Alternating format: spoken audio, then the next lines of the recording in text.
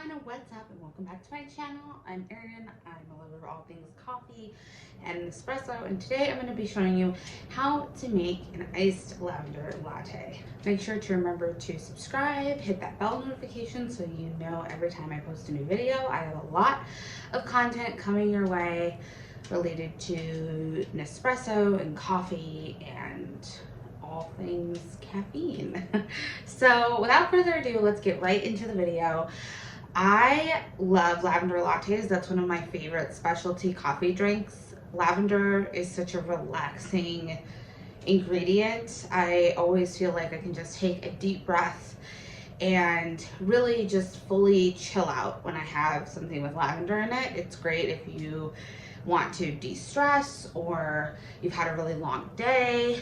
Lavender lattes are amazing for that, and I'm going to show you how to make one because it's really simple. If you have an Nespresso Vertuo, do is we're going to take our glass. This is actually a mason jar that I painted, and we're going to fill it with ice. So a lot of people will fill their glass all the way to the top with ice cubes. I don't like that because when the ice melts, it just waters down the drink too much for my taste. So I'm only going to be using a couple of ice cubes, only 3. So our drink will definitely be cold enough, but it's not going to be watered down either. Now I'm going to pour it to the Nespresso, and I am going to use one of my iced Lagero pods, which is a double shot of espresso, especially made for ice drinks like this. This is my favorite pod to use in a latte. So we're just going to turn on the machine and let it do its thing. The machine is just about done brewing espresso, and normally I would do this stuff while this was brewing, but it was going to be too hard at the camera angles. So now that we've got our espresso brewed, we are going to froth our milk.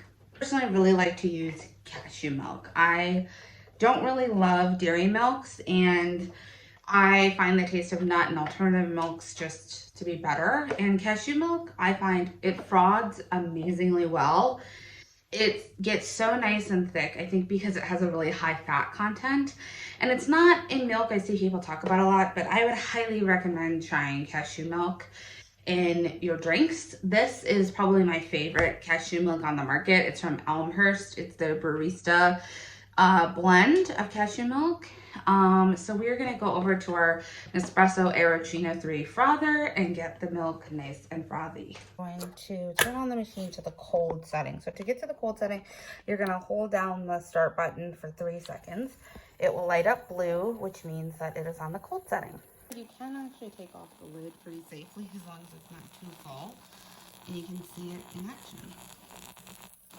I think I actually accidentally didn't get the clip, but I put some of our lavender syrup in with the coffee, and essentially what you want to do is a 3 count. So it would be maybe 3 pumps of an actual bottle, but I have these little tiny guys right here, so I just counted to 3, pouring this in.